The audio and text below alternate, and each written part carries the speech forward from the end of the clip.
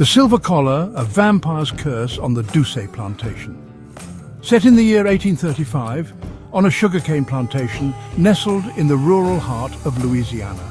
Our tale revolves around Émile Doucet, an elderly, ruddy-complexioned plantation owner with white hair cascading to his shoulders. His wife, Livonia Doucet, a plain-faced woman with grey hair tied back in a bun. Their son, Ursin Doucet, a towering figure with unruly blonde hair and piercing blue eyes.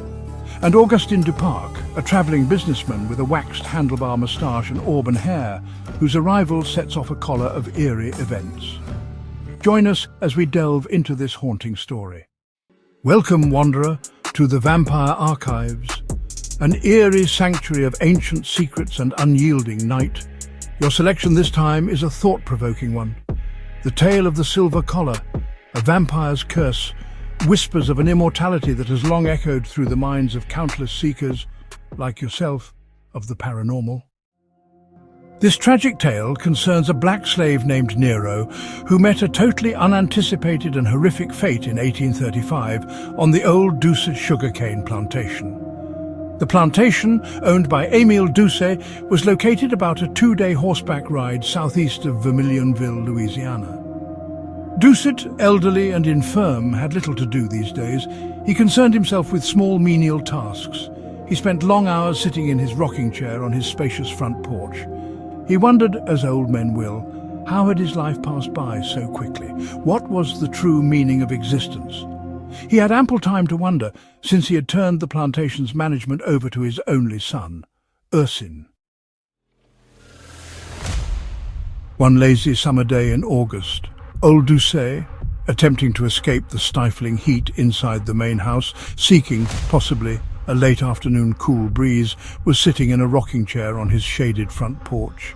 He spotted a fancy coach driving through the fields of sugarcane up the one-lane road to his front porch.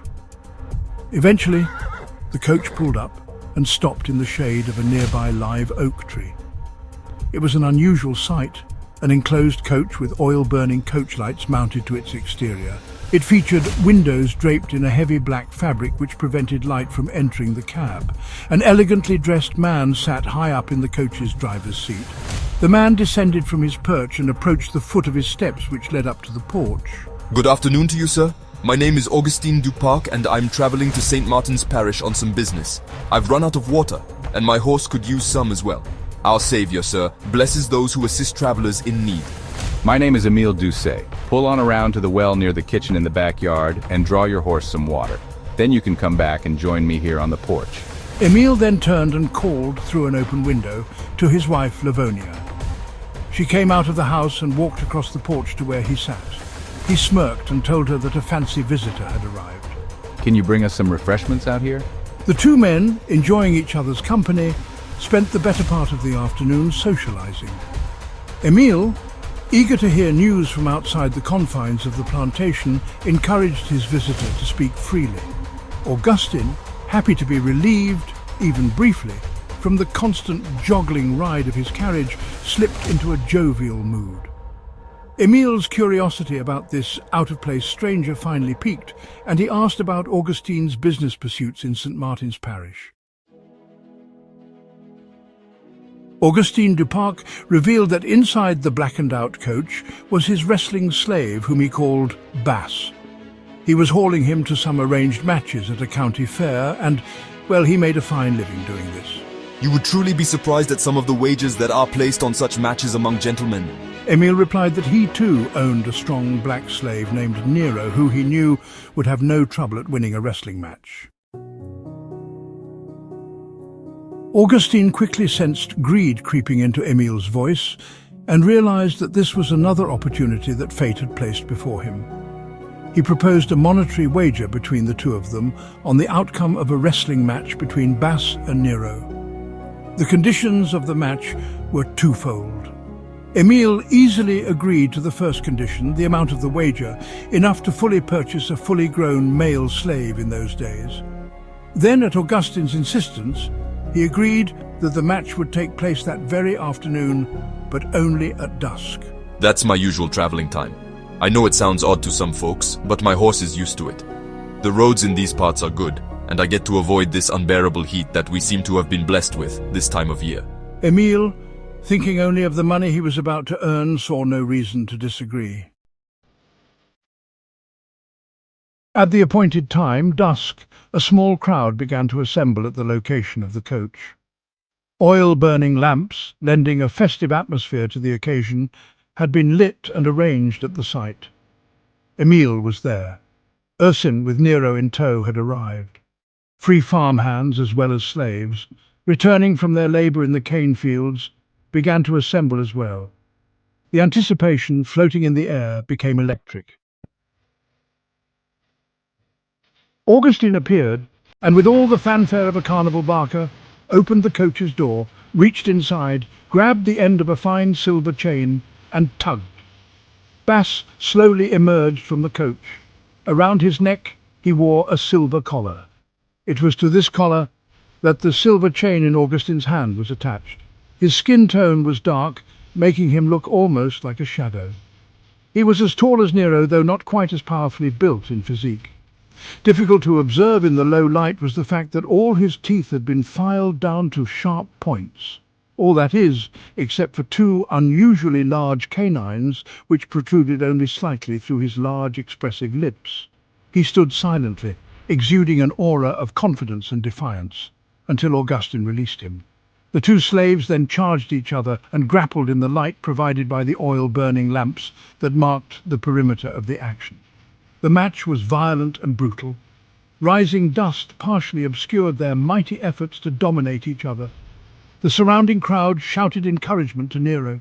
In tense, revolving succession, one slave after the other seemed to control the eventual outcome of the match. The conclusion, when it arrived, brought cheers from the crowd. Nero was declared the winner. Rapidly seizing control, Augustine reharnessed Bass, returned him to the coach, and from its interior retrieved his leather purse.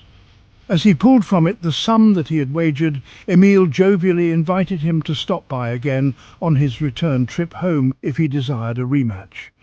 If you desire a rematch, Emile, do stop by again on your return trip home. Ursine, concerned about Nero, took him by the arm and pulled him away from the fight scene. In the light of a coal oil lamp, he carefully inspected his body for injury. Displeased, he noticed something just below Nero's shoulder that aroused his anger. It was a wound that dripped of blood. Go on round to the back steps of the house and call to Miss Livonia. Ask her to please make you a healing poultice for your arm. Nero looked down at his arm and, to his surprise, just below his shoulder, saw an ugly-looking bite mark. He surprisingly hadn't felt a thing. 2 long, hot Louisiana summer weeks passed. Emile, again sitting on his front porch in the late afternoon, spied Augustine driving his coach up the one-lane road to his house. After Augustine had again parked his coach, dismounted, and approached Emile's front porch, he called out, Good evening to you, Emile. I hope you're having a fine afternoon. Augustine, you made a stop for nothing. There won't be no rematch. Nero's done run off. About a week after you left, he took sick, really bad. We were trying to doctor him, but nothing seemed to help. Augustine learned that Nero had at first become delirious, then started hallucinating, then stopped completely. That he had started hiding in dark locations. He was found hiding in the hayloft of the barn several times, and when roused at last, he took off running to the cane fields. He was hiding out there, and they couldn't catch him. With agitation seemingly consuming her very soul, Emile continued, Ursine is bringing in some tracking houses.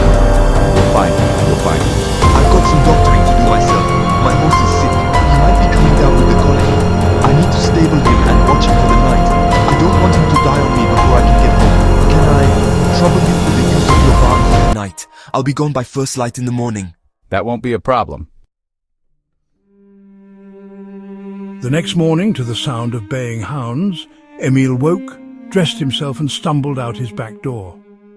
He watched Ursine and the hounds as they headed for the cane fields, then strode purposefully toward the barn. When he arrived, Augustine was gone. He had missed his departure. About midday, Ursine returned from the cane fields with news. Daddy, he said, the dogs found something. Back yonder to the south, where we should be cutting cane pretty soon, they found a dead slave with a wooden stave driven clean through him. Emil flinched. But no, it wasn't Nero. They found the body of that wrestling slave, Bass. Looking his father dead in the eye, Urson continued, "Old Nero's still out there and we'll find him." The search continued for several more days and was finally called off. Nero had simply vanished. The dogs could not find any more scent trails. Dread and suspicion descended on the plantation.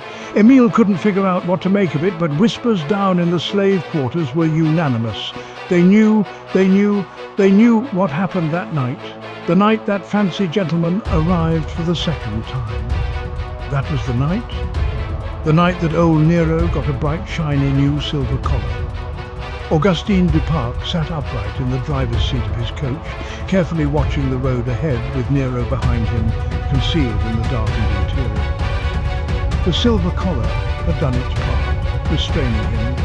A slow, knowing smile curled the edges of Augustine's lips. The wheels of the coach groaned against the dirt, carrying them further from the Doucet plantation and deeper into the waiting night.